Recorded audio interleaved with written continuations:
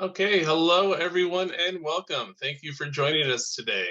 I am Franklin Anderson from Respectability, and I'm going to give a few announcements to get us started, and then I'm going to turn it over to the real talent to kick us off today. So, with that being said, I would like to get started by sharing some announcements on accessibility during this webinar. You can turn on captions by clicking the CC button on the bottom of the Zoom screen. You can also pin the interpreter's video to ensure that they're visible throughout the presentation. To view the live transcript in a separate window, click the link we are putting in the chat box. Please also put any questions for our speakers in the Q&A box. And I'd like to note as well that this webinar is being recorded, and after open captions are added, you will be able to find it at respectability.org/10. Next, make sure you don't miss our other upcoming Fireside chats. On April 26th, we will be hosting a virtual networking event for those interested in today's topics. And our next Fireside chat will be on May 17th, which will be focused on changing attitudes surrounding disability, with the Connected Networking event happening on May 24th. And lastly, on June 21st, we will have our Fireside chat on developing leaders, with the related networking event happening on June 28th. You can register for those at respectability.org/10. And finally, all of these incredible events you've heard about are in celebration of Respectability's incredible first decade of achievements in fighting for people with disabilities. All of our accomplishment and all of our programs have been powered by generous support from the public, but there are so many things left to accomplish to fully eliminate harmful stigmas and create more opportunity for people with disabilities. We need your support to ensure the next decade, the success in the next decade. So please consider donating in honor of this milestone to help us make an even bigger impact in the decade to come. Visit our anniversary fund page to join the movement. And now I would like to move to introducing Jimmy Fremgen of Respectability's Policy and Workforce team. Jimmy Fremgen is the manager of state policy at Respectability, where the team works to advance opportunities in education, employment, and civic engagement so that people with disabilities can fully participate in all aspects of community. Born and raised in Northern California, Jimmy worked as a high school history and government teacher before moving to a career on Capitol Hill to serve as senior policy advisor to the late Congressman Elijah Cummings. Then, after coming back to California, Jimmy worked as a staff member in the California State Legislature. As an advocate for Californians with disabilities, Jimmy has fought to increase access to guide dogs for the blind and worked to protect residents of long-term care facilities from negligence and harm. Jimmy was also a candidate for the U.S. House of Representatives in California's 7th Congressional District. Jimmy, who lives in Sacramento, is a heart disease survivor, an avid golfer, a civics nerd, and he loves to cook. So without further ado, I now turn the microphone over to Jimmy Fremgen. Thank you, Frank. I really appreciate that introduction, and thank you all for being here today. I am honored to be your host for the first half of our program today. But before we get started, I want to bring in my colleague, Rastam Dadian, who is our phenomenal and wonderful policy associate here on the policy team. Rastam and I are representing the larger policy team, which is made up of also of our colleagues, Wally and Matan, unfortunately, neither of whom are feeling very well today. And so Rastam and I are soldiering on in their stead and hope to live up to their example, as challenging as it might be to fill those shoes. So Rastam and I are going to be leading a conversation with you today around the policy work that Respectability does, telling you a little bit about what policy is, answering any questions that you may have for us in the Q&A box. And then Rastam is particularly distinguished in that he is a former apprentice, a program that we are now calling our fellowship program. And he will be discussing the role that fellows play here at Respectability and the integral role that they have in accomplishing some of the gains that we have made and will continue to make for people with disabilities.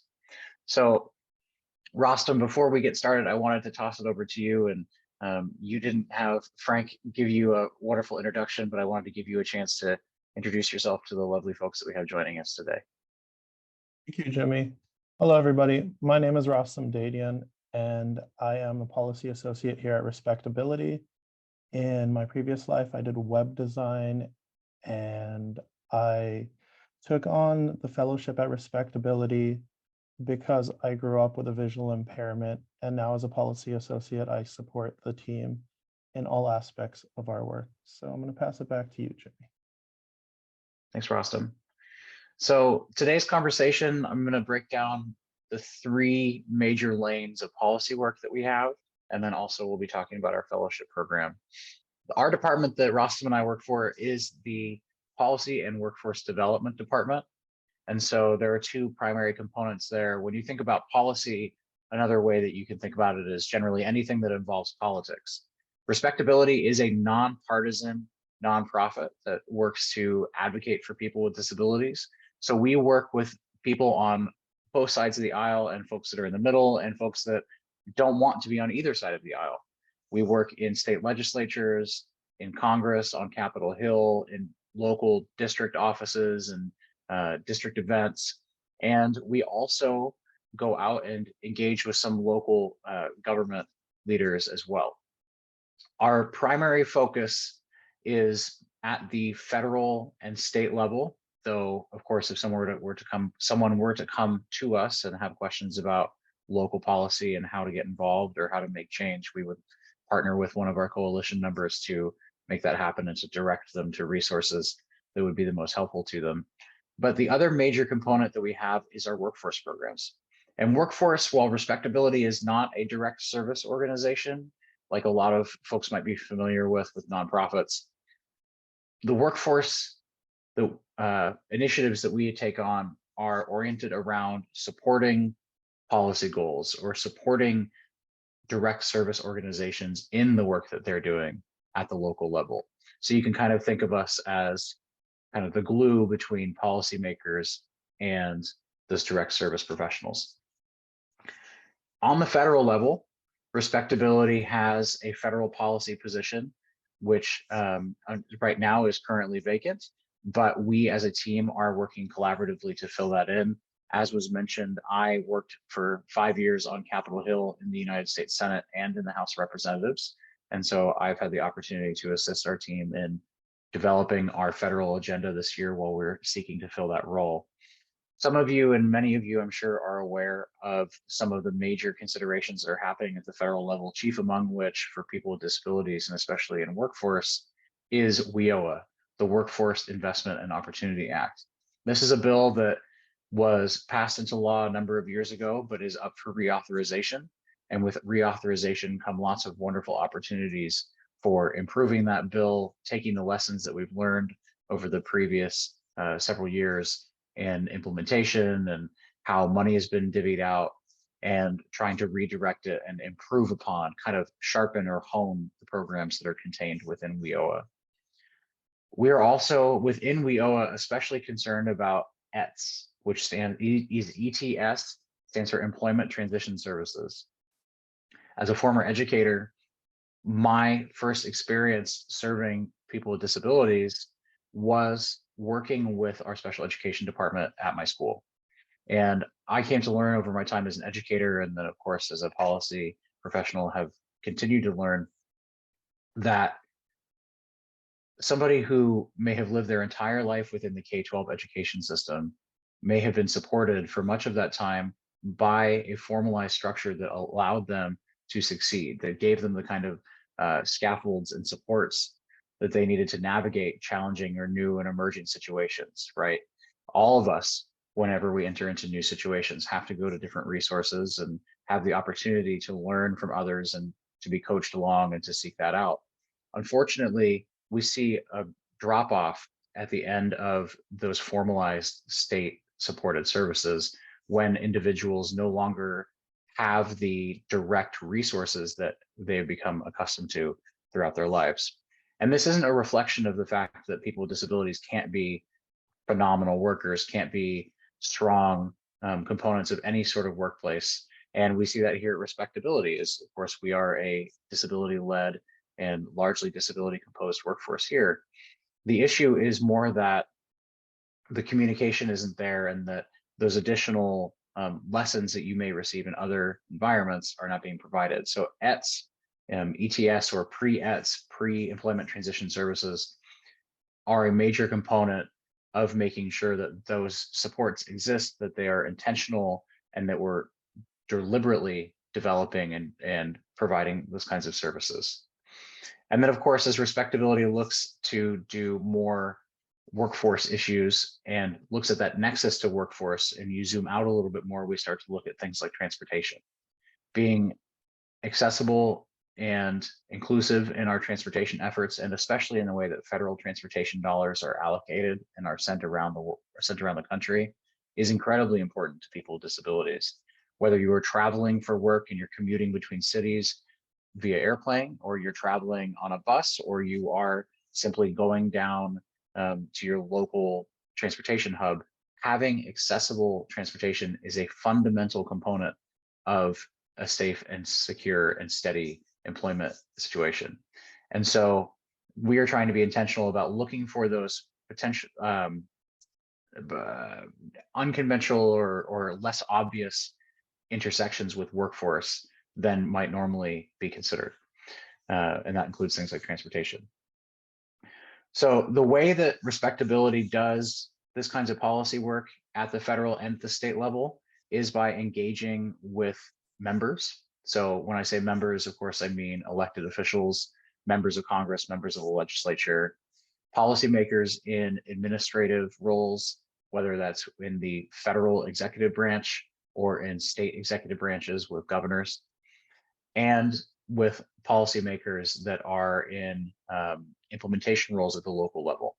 So while we may be part of helping to develop language around WIOA, for example, we will also go in and meet with, and my role as state policy manager is to go into the states and say, how is this happening? What are we doing?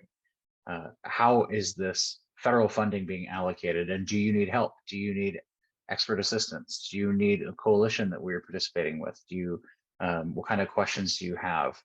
And being a true partner and making sure that those services are being delivered effectively. And a lot of that happens from ad hoc meetings in the hallways in state capitals. A lot of it happens on Zoom meetings where we can reach out and build relationships over time. And a lot of it happens when folks proactively reach out to us. And so we try to maintain those open lines of communication. And then, of course, the last portion of the work that I mentioned is our workforce work. And this is an area in which Rostam and I have actually had a chance to collaborate really closely on. Respectability has 3 main subdivisions within our workforce portfolio. And they all, of course, because this is policy, it would not be complete if it didn't come with acronyms. So we have our Building Better Futures initiatives, which we call BBFI, our Enabling Independence to Work initiative, which we call EIW, and then the work that we do around entrepreneurship and supporting people with disabilities, starting and maintaining their own small businesses.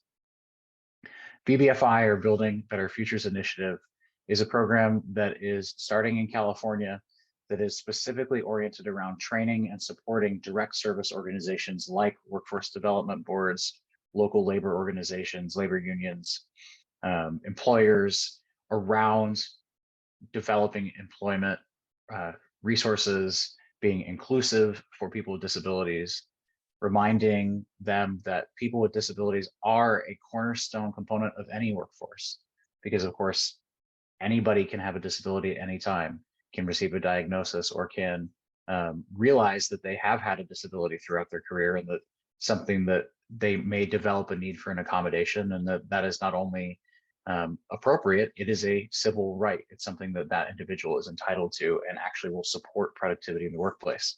And so helping to inform employers, train them on the best ways to interact is an incredibly key component of what we do with BBFI.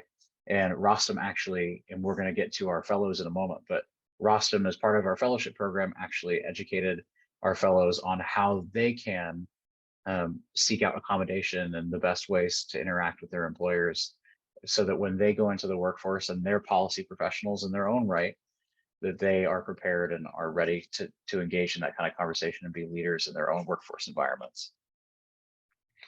The second component is enabling independence to work, which is a multi-year project that we've entered into with the United Spinal Institute. And we are working with them on making sure that we decrease barriers to the workforce for people that rely on full-time assistive care. Full-time care is something that is significantly expensive. The barrier for receiving and maintaining a level of care can be very high. And unfortunately, a lot of states that do supplement the income of people that require this care put caps on how much you can earn before you lose access to those supportive resources. That's obviously something that is going to discourage folks from being engaged and not being engaged, excuse me, from wanting to engage with the workforce and pursue better jobs. So what we have found in a number of cases, and we know this anecdotally, and we know this also statistically, that there are some individuals that have found that they hit that cap or they have to stay right below it. And in some cases, it's around 150% of the poverty rate. Some states are different. In California, that number is around $38,000 a year, which for anybody living in California, is a number that is woefully inadequate for the cost of living anywhere in the state. And so what we have found is that for individuals that want to be part of the workforce, but also rely on full-time supportive care, they're forced into a vow of poverty because of their disability and because of their needs. And that's something that we find wholly unacceptable here at Respectability and in our partnership with United Spinal.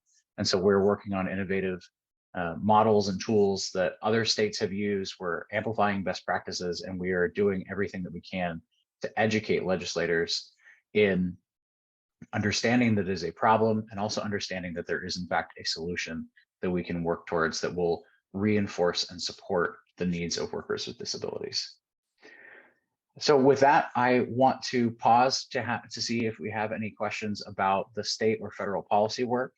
And while you are synthesizing your questions and getting ready to share them with us in the Q&A box, I'm actually going to toss it over to Rostam, because I think the last component of the work that we do that's tremendously important and helps us build capacity within the policy world for disability-led change, not only in workforce, not only in disability civil rights, but in every component of policy, because of course people with disabilities exist and live and are key parts of every community. We have our fellowship program, and Rostam is a former fellow and is now a current member of our staff. And so I want to toss it over to Rostam to talk a little bit about his experience with the fellows and share a little bit with you about how we work with our fellows now before we get into questions. Thank you, Jimmy. Appreciate it. So our fellowship program is integral to the work that we do here at Respectability. When I started here at Respectability, my intention was to build a network of like-minded people for myself and find a place for myself to land so that I can do good work that brings meaningful change to people like me. Being born with a visual impairment taught me that I had to advocate for myself, and that, in a sense, learning it on my own was very difficult. So when I came across Respectability's National Leadership Program, I was able to find community, and I was also able to find a professional network that put me in a place where I knew I could do meaningful work. And that meaningful work led to me not only finding a place where I can make a difference for everybody, regardless of what their political leanings are. And that's very important to me, because building a future for everyone is the cornerstone of what I wanted to do for my life. In our fellowship program, we teach our fellows to look around them and look to what they want to do for their futures and how policy and civic engagement can help them reach their goals and help them build a better future for other people with disabilities. And what was really important to me, like I said before, was finding that community. During my fellowship here, we had a cohort of blind and visually impaired individuals. And to me, before that, I really didn't have a community of other people who understood what my disability was. And I know that it's difficult when you have a disability and you can't share that experience with others. So finding that sense of community was important to me during my time as a fellow here at Respectability. When I transitioned to doing my externship, we actually built out a vision fair with the Fox Family Foundation, and we were able to bring together different groups in Los Angeles to create a vision screening fair where doctors saw people who wouldn't necessarily have the capability of being able to pay for that visit, or someone that hasn't really had the opportunity to do that.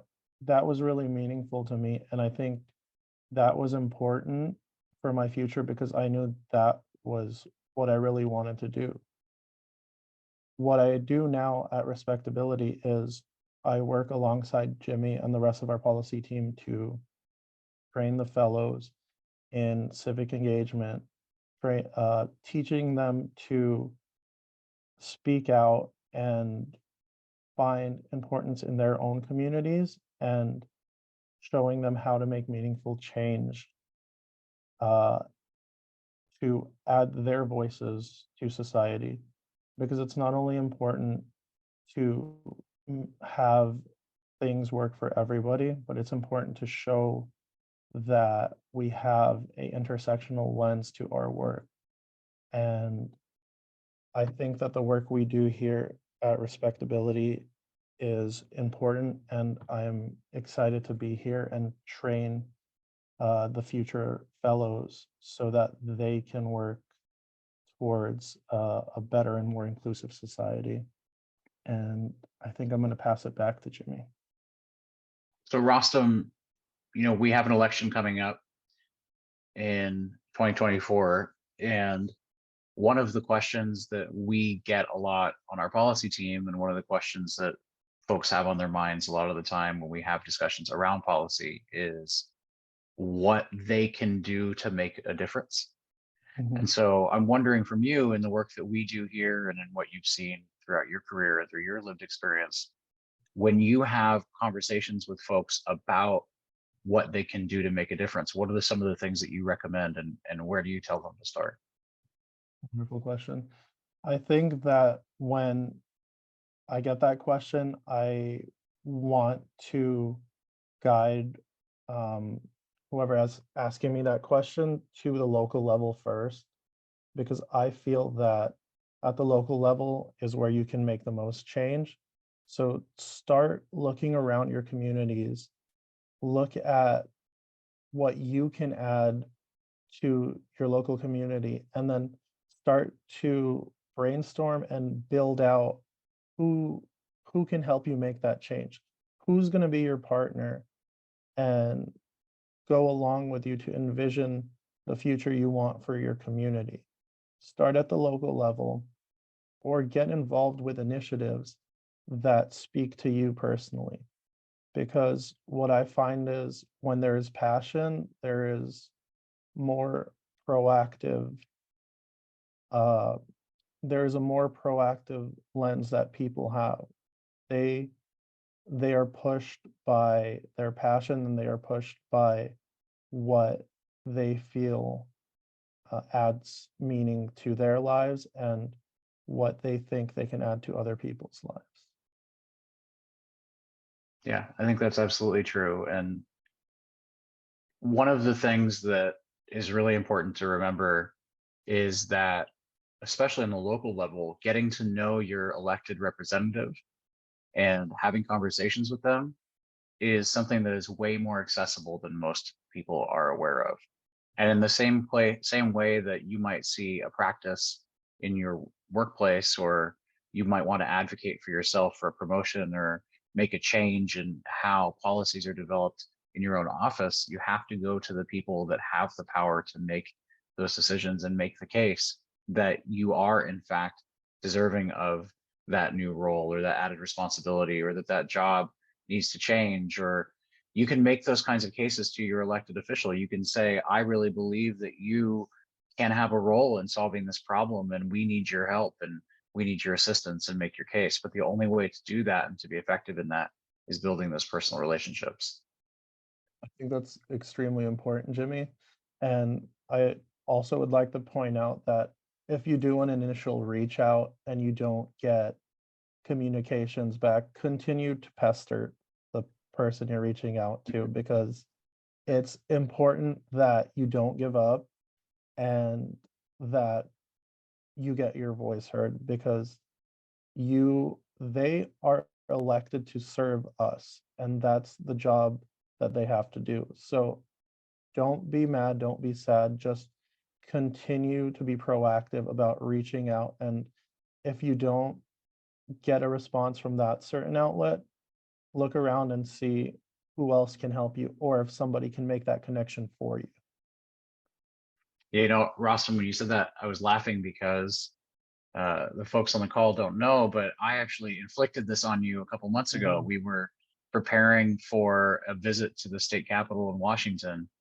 And I remember you and I having that same conversation and saying, I haven't heard back from these folks. And when I was a legislative staffer working in the state legislature in California and working in the House of Representatives, I would get literally hundreds of emails a day. And in those emails were often meeting requests. And just by dumb luck, sometimes I would get a meeting request that I was really excited about, but I would immediately get called away to do something else and I would get distracted. And so I think you make a really good point, is that persistence is incredibly important. And there are 1,000 cliches about persistence, but you know, it really is true that the squeaky wheel gets the grease. Because if you're somebody who has a problem with your pothole, or with inaccessibility of sidewalks, or the problems accessing the shuttle to the airport in your community, or whatever it might be, the only way that your representative is going to be aware of that, unless it's a problem that they've personally encountered themselves, is if you let them know. The other thing that I think is really important to remember is the human element. Is that, just like I said, I got distracted in my own work and would sometimes get pulled away. It's important to remember that our elected officials are human beings themselves, and that relationships mean being kind and being respectful and being courteous. Because oftentimes by doing that, you may be the only kind person that they've encountered that day. You may be the only person that they've encountered that really was thoughtful in how they were interacted with. It's like when you call and you try to get a discount on your cable bill, you know, if you're kind and friendly, a lot of the time those folks are so used to having somebody yell at them, or having someone in their face, that they're incredibly grateful for a positive interaction. And so persistence is not a problem, but being somebody that's impolite or being unkind can be. And so, as frustrating as political situations can be, as challenging and as aggravating as they can be as individuals, when you're bringing them to your elected official, I think being thoughtful about it and the way that you do it and the settings in which you do it are incredibly important. Rostam, I was going to ask you, I know that we've both interacted with a lot of officials. How do you find your elected officials? How do you get to know them? What are the venues and ways in which you can do that? Well, honestly, the way I went about it is just reaching out to my local city council members and being able to meet with them. A lot of them I have office hours, so what I would do is like schedule a coffee time with one of them, and it's really that easy to do. The thing you have to remember is just be proactive and jump into the work. So that's what that's what's important. And to continue to build that relationship like Jimmy was talking about, because communication is important, and remembering that they are human and they want to add something to society just like you. So Yeah. that being said, I think that we're hitting time, Jimmy. So Yep. I know we're getting the hook here. So Rostam, thank you for joining me for this part. And I want to encourage anyone that's interested in the policy work that we do here at Respectability to sign up for our policy newsletter. It does go out once or twice a month, depending on what's going on in our community and what we're engaging with. And we would love to hear from you about what you want to see Respectability do and where you feel like the emphasis needs to be in the policy world. We would like now to turn it over to our next moderator. It's going to be Shelly Christensen. Shelly is the Senior Director of Faith Inclusion here at Respectability. She's a pioneer and leader in the faith community, disability, and mental health inclusion movement. And her passion for the work is anchored by her experiences as a parent advocate. Shelly was trained as a parent advocate, holding school accountable for her son's rights to a free and appropriate public education as mandated in the Individuals with Disabilities Education Act, and has worked with her family's synagogue to treat all children with equity and respect. Shelly is also an author and wrote the Jewish Community Guide to Inclusion of People with Disabilities and co-founded Jewish Disability Awareness, Acceptance, and Inclusion Month, which we actually just celebrated recently here in the calendar year. So Shelly has done a lot of incredible things, but I'm going to toss it over to her because as one of my friends and as somebody who I love chit-chatting with, I know that she has a lot to share, and you'd much rather hear from her directly than hear me tell you about how great she is. So Shelly, take it away. Thank you, Jimmy. Thank you, both of you, for a wonderful presentation about the work that Respectability does in policy and workforce development. And I'm going to invite Stacy and Debbie to be on camera. And so by way of introduction, my name is Shelly Christensen. I use the she series of pronouns. I'm a white, mid-aged woman with dark curly hair, and I'm wearing red glasses. I'm wearing a burgundy top, and I have a beige and black sweater over that. Behind me is a light gray wall, bookcase, and a Tiffany table lamp. So joining me today to talk about advancing opportunities are Stacy De Armas and Debbie Fisher. Stacy De Armas is Senior Vice President of Inclusive Insights and Initiatives and a leader within Nielsen's Diversity, Equity, and Inclusion practice. She's an inclusion and identity researcher, consumer behaviorist, and subject matter expert on diverse communities, specializing in data at the intersection of community advocacy and entertainment. Stacy is responsible for producing inclusive thought leadership and new research initiatives for diverse consumers, content, and audiences. Stacy is an adjunct professor of consumer qualitative research at California State University, Los Angeles, and California State University, Northridge. She received her master's degree in business administration with a focus on marketing from Texas A&M. And Stacy is a first-generation Cubana and lives in Los Angeles with her 2 children. Welcome, Stacy. And Debbie Fisher was trained as a clinical psychologist, and she's been an agent of change her entire life. She's been a psychological and neuropsychological diagnostician, a psychotherapist in residential and outpatient clinic settings. Debbie has been the regional director of clinical operations for a national managed care behavioral health organization and has worked in the C-suite of human service agencies, both in permanent and interim capacities, including Respectability. Debbie is a passionate advocate, so people with chronic behavioral health, medical, and cognitive disabilities can be meaningfully engaged in their communities. Debbie is a past president of Addis Israel in Washington, D.C., where she co-chaired its first inclusion task force with Judy Heumann of blessed memory. Debbie is currently the president of the Religion and Spirituality Interest Network of the American Association on Intellectual and Developmental Disabilities. So welcome, Debbie. First question for you, Stacy. Respectability and Nielsen Research have been in a partnership for multiple years to use data to advance opportunities throughout the entire entertainment industry. And what I'm curious about is how Respectability has worked with Nielsen to advance disability representation and tracking. And why is that important? Well, thank you so much for having me first. My name is Stacy de Armas. I use she, her pronouns. I am a Latina. I have wavy brown hair, and I'm wearing a cream blazer with a bright green blouse. I am in my parents' kitchen. So behind me is a few chairs and the kitchen counter. Thank you for that question, Shelley. And one of the things I think is really important about the work that we're all doing is the intersection in it. So earlier we heard about public policy work, and I think oftentimes we think that there's folks that are also working on in healthcare and access.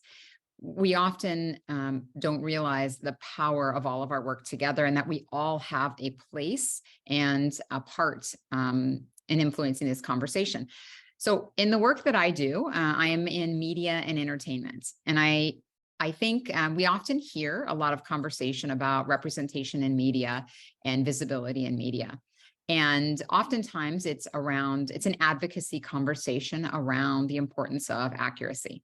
But what we often don't recognize is that it actually impacts everything from the opportunities people receive to the quality of healthcare they get.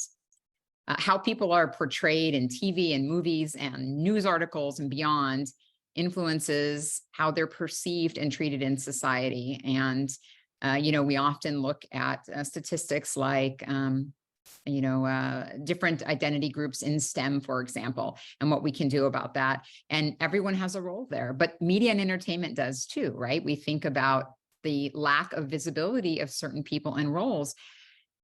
When you're watching television, it's no surprise that for certain identity groups, these opportunities are not only are they not thought of as something that people can achieve, but they're also not offered to identity groups. And the same way that negative or inaccurate portrayals can perpetuate harmful stereotypes. So the thing that I've been working on with Respectability, and I'm grateful for the entertainment group there headed by Lauren, that team has helped Nielsen. Nielsen is often known for our television measurement, right? We measure television and streaming and content. We measure how many people are watching different shows. An important measure, it's the currency that is transacted on in the industry. But we also take a look at attributes of content. And as we started our work in trying to understand the connection between representation and content of different identity groups and how watchable or bingeable content is, it became important for us to find a partner in the space who has done rigorous work and is practiced and can help us build out our platform to illustrate the value of inclusion, and specifically disability inclusion in content. So that's what we've relied on Respectability for, and we're grateful, I should say, for the partnership. I'm happy to be more specific if there's opportunity later, but I definitely would like to hear other perspectives as well. Oh, I think you're on mute, Shelley. Am I still on mute? There we go. There we are. Looking at the representation of disabled people in the media, in entertainment, I hear a lot of times people will say, particularly knowing I'm passionate about disability inclusion, they'll say, "Oh, did you see this show? It had a person with disabilities," and the more they get into the conversation, they're really talking about a person playing that role who is not disabled. Mm-hmm. And that's becoming kind of a nails on a chalkboard sort of thing that's happening, right? So how does Nielsen actually use data to advance opportunities for underrepresented populations, Stacy? So that is a fantastic question. And I love that you brought it up, because there is a distinction between character portrayals and between who's being cast. So we have a product that we launched, and I should say, we launched this product and we came to Respectability just a few months after realizing we needed help in this space. But so I'd like to say Respectability has been with us from the very beginning, but honestly, it's probably just a few months after. So we'll just call it equal. But what this service does is it allows us to understand on-screen inclusion of cast at the talent level. So if we look at a basket of content from any given publisher, so whether it's, Netflix or NBC or Disney or whomever, we can understand what inclusion looks like at the cast level, either for the whole publisher, for any given show, for any given day, genre, I should say. And so that, if you can imagine these metrics, so in and of themselves, they can help publishers and studios better understand where they stand in terms of bringing on diverse talent, in this case, talent that has a disability, but importantly, where they need to be, right? What kind of movement they need to have not just inclusive stories, which is very important, but also being inclusive of the talent that they're bringing on board. We can look at that in front of the camera. Respectability has been so helpful and for us in defining what those categories or that taxonomy looks like, right? What is, this can't just be visible disabilities. We have to be inclusive of, non-apparent and apparent. And so it has been wonderful working with Respectability to better learn the taxonomy. I think, I just gave an example of where, thankfully, Respectability has helped us understand the difference between apparent and non-apparent, and not saying perhaps, visible or whatever. And within those categories, what we really should be looking for and measuring. One of the great things that we have moving forward is we are going to be advancing with Respectability and looking at a very specific program that allows us to be on the receiving end of talent coming to us through Respectability, where we'll be populating this internal database that media and entertainment companies use when they're looking for casting, as an example, or for understanding talent that is associated with different pieces of content. So for us, you've been a wonderful partner in not just sharing ideas to understand if we're in the right direction, but really developing what matters. And in the case that you just mentioned, Shelley, looking at the talent level of who is being cast in shows can hopefully help break, I think, what you referred to as sort of nails on the chalkboard kind of rhetoric, which we keep hearing with people that do not have necessarily a disability being cast to portray a role of someone who does. That's so interesting too, because I wonder how many people who are casting others in those roles are really aware that there are disabled people who are talented actors, talented in front of the camera and behind the camera. And so I want to just, again, call out our entertainment and news media division at Respectability for the partnerships and really, really impacting how others in the field perform and raise awareness.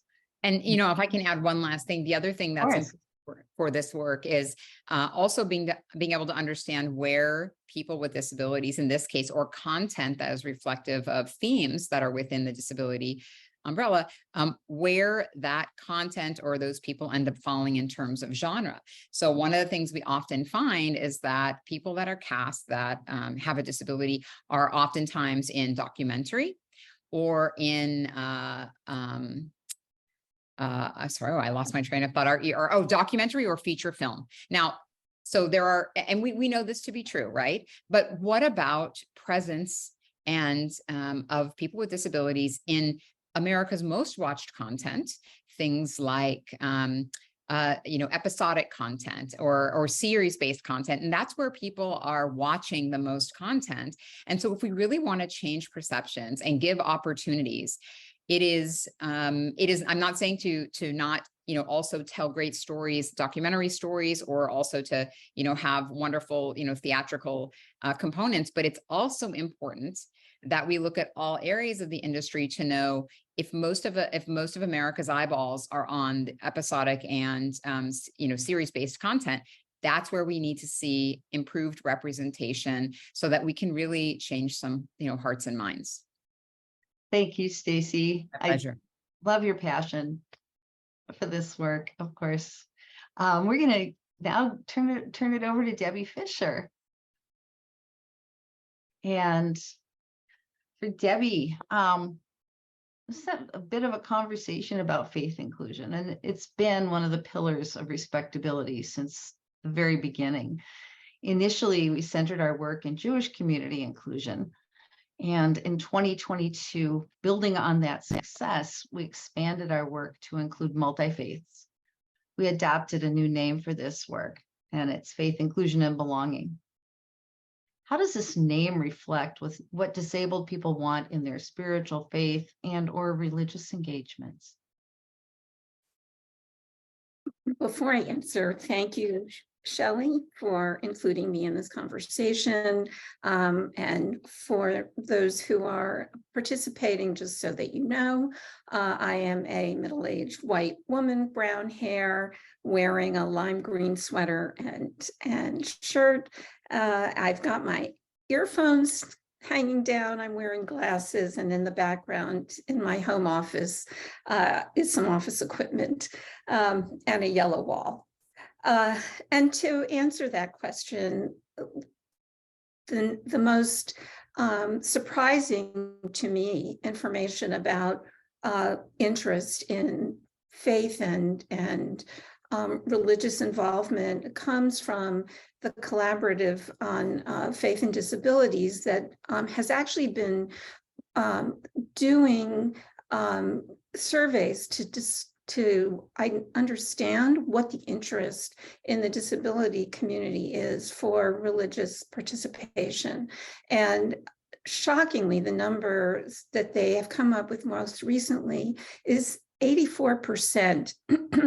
This is a number that's actually been pretty stable over the years that this survey has been done. So 84% of disabled people say their faith is important to them. Only 45% of people with severe disabilities attend a place of worship at least monthly. Only 10% of faith communities do congregation-wide disability awareness. And perhaps most disappointing is that 32% of families change their congregation, church, faith community because of a lack of access or availability of supports for their disabled congregants or family members. So at its core, and probably in contrast with the general public and the statistics that are out about worship in the general public, the disabled population really is interested. And despite that, access is woefully low. That's where those statistics point to the work that we do in the Faith, Inclusion, and Belonging Department. Introducing and advancing DEI in faith-based spaces is central to our collaborations with disability and faith-based organizations. And one of the current collaborations in our Faith, Inclusion, and Belonging team is with the American Association on Intellectual and Developmental Disabilities, or AAIDD, in the Religion and Spirituality Interest Network, of which you are the current president. How can collaborations like this advance DEIA and promote belonging in faith communities? I'm glad you asked that question, because this is clearly an area of enormous interest and about which I'm quite passionate. I think that one of the misunderstandings that people have about faith and religious practices is that that is somehow a standalone area of interest for people. And what we understand is that if you think about faith or religious worship, you really are thinking about spirituality. And for me, when I think in terms of spirituality and people's experiences, I start to think about some of the wellness information that we understand all human beings benefit from in order to be able to lead successful lives. And so if you think about faith in that context, if you think about the spiritual comfort or spiritual support that a religious belief, worship, or just belonging to the community that identifies with values that a person shares, then in fact, the opportunity to ensure that disabled people have both access to those communities, but also can be members of and belong with, and that those relationships are reciprocal, becomes absolutely clear. And why collaborate? Well, I actually think that one of the values that respectability brings to this space has to do with precisely with the tagline that you have for fighting stigmas and advancing opportunities.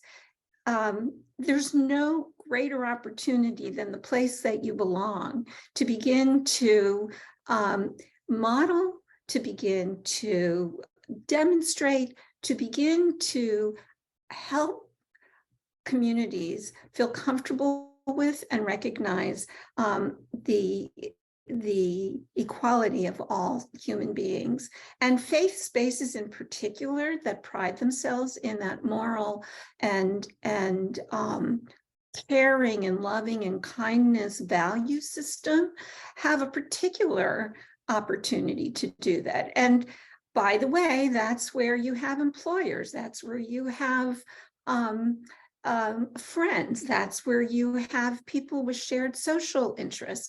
There's so many places that ways to ensure that the human values that are basic to everything else that we're doing to basically not just fight the stigmas, but eliminate them and to advance opportunities can take place in the faith communities.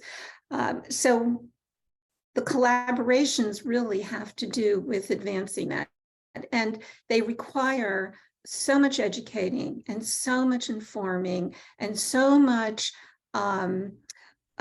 attention to eliminating the barriers that people throw up through their inherent biases and misconceptions about disabled people.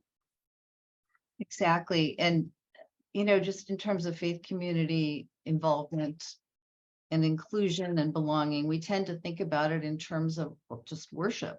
But the truth is, faith communities in particular are places where people gather, where they find common interests. And so it's not about finding a particular worship service for somebody, because, if that's important to somebody, certainly. It's also what's important to that person in terms of community, in terms of activities, and helping to discern faith communities that offer some of those things. So I just want to ask you both if you have just one parting information or bit of advice that you'd like to share about the work that you do, the collaborations with respectability, and how together we advance opportunities. Well, I think as a follow-on to what we've just been talking about, I think it's just precisely that. If we can expand the notion of what faith and belonging means to recognizing that the spiritual life of all of us advances opportunities for both connecting, but also for wellness, then all of the work that is being done at Respectability is going to benefit from both the internal experience of taking care of workers, co-workers, employers, and their allies and friends and family on the one hand, and on the other hand, in exposing a broad community to the wealth of skill and value that the disabled community brings to any environment and any community in which they're included. So to my mind, the role of this department is so far reaching, and the opportunities that Respectability can mine in order to ensure that this is part of the conversation that we're having, I think can make a huge difference. Thank you, Debbie. And Stacy, your thoughts? So I guess I'd leave you with just two short thoughts. One is passionate advocacy promotes change, but data-driven insights ensure its success. And I encourage all of us, where we have the opportunity, to add to our advocacy message data that shows that those efforts are indeed leading to results. We need to use data to empower our voices and our stories, and then, of course, celebrate the diverse perspectives that are a result of that. So that is my closing part. Advocacy plus insights equal success. There you go. Thank you, Stacy and Debbie, so much. I'm going to turn this back over to Frank right now. Thanks so much, Shelley. To wrap us up, I just wanted to remind folks of the upcoming Fireside chats and virtual networking events. And a reminder, if interested in the Advancing Opportunities virtual networking space, please register by this Friday. We do have other events coming up, including Fireside chats on changing attitudes and developing leaders, along with virtual networking events tied to those as well. And you can register at respectability.org/10. And finally, once again, I just also want to note that we are celebrating our 10th anniversary this year. If you're interested in becoming a part of our movement and supporting all the great work we do at Respectability and helping to ensure another 10 years of success, please visit respectability.org/donate/anniversary-fund.